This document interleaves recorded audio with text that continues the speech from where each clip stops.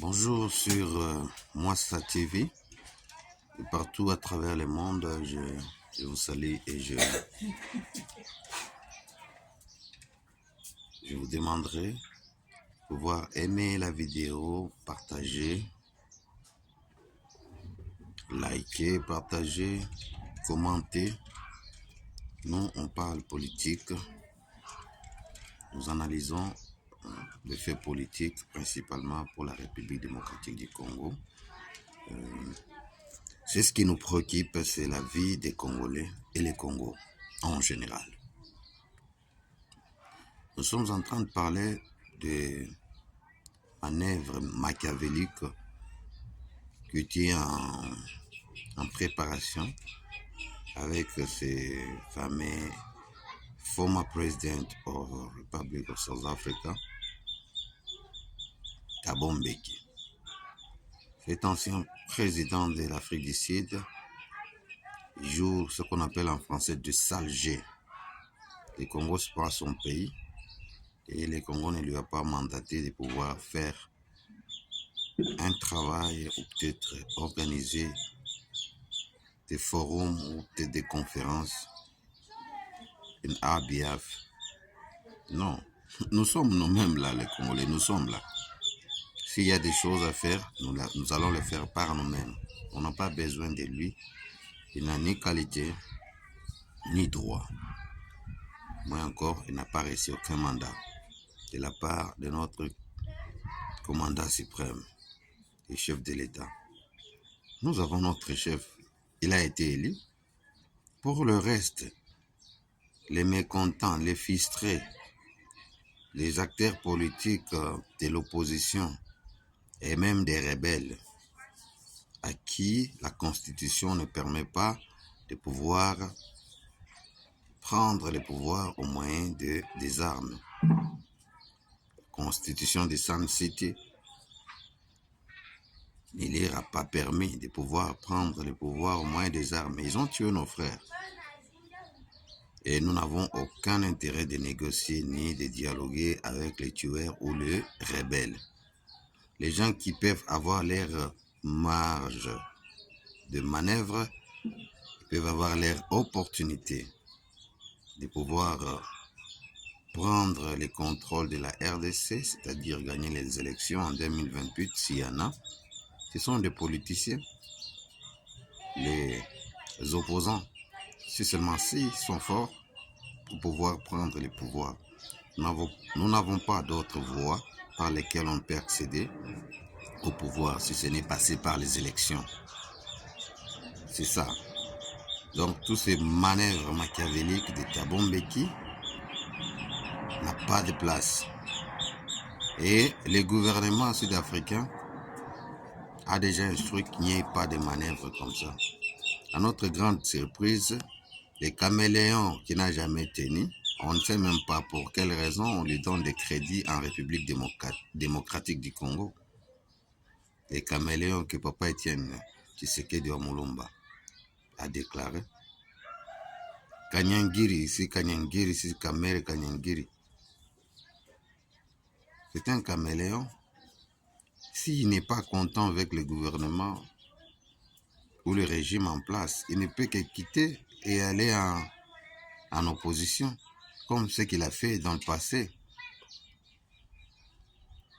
Rappelez-vous, en 2009, 2008 achevant 2009, il avait, entre guillemets, quitté l'Assemblée nationale où il était président pour se dire qu'il est opposant.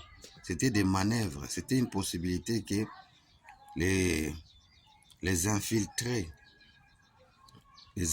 qui étaient au pouvoir avaient besoin d'avoir des informations dans les fonds, dans les camps de l'opposition.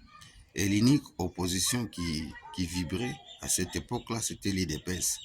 Alors comment approcher l'UDPS dans ses entrailles pour avoir leurs calculs, leurs stratégies? Alors, ils ont dépêché les caméléons, les faisant partie de l'Assemblée nationale pour créer son parti, l'INC. Mais c'est un parchemin qui devrait l'amener où? Dans les entrailles de l'opposition principalement la machine stratégique de l'IDPS pour pouvoir déjouer leurs calculs. Et même quand ils sont partis, dans leur histoire là de Genève, il s'est comporté de la même manière. Il a vu que non, avec des autres ici, ça ne tiendra pas. Les gens tels que des Soriano, hein, et les autres là, les Mboussa Nyamou ici, personne n'avait le poids de pouvoir prendre des choses à main, même s'ils ont triqué des Fayoulo, des opposants des derniers plis. Hein. Vous n'avez pas un parcours d'opposition, même pas de 10 ans. Vous avez envie de devenir président de la République. Non seulement de 10 ans, être simplement connu et bénéficier du crédit du peuple, la confiance du peuple. Vous n'en avez pas. Vous voulez vous faire passer pour un candidat qui va devoir gagner les élections. Ça a échoué. Actuellement, c'est Tshisekedi qui a gagné les élections. Ces dernières élections ici lui a donné mandat de pouvoir être président de la République pendant 5 ans. Il en a déjà tapé 1 année ou 2 ans. Tout ce que les autres opposants peuvent faire, c'est attendre. Lorsqu'on organise les élections, allez, présentez-vous comme des candidats. Celui qui est fort, alors, il gagne et il passe. Son parti aussi passe au contrôle et aux affaires de l'État. Les mensonges, les aventures, des tricks, des tournures politiques, les attitudes totalement caméléons. S'il arrive là où il y a la verdure, il devient vert. Si les caméléons traversent un espace d'une terre jaune, la couleur devient jaune.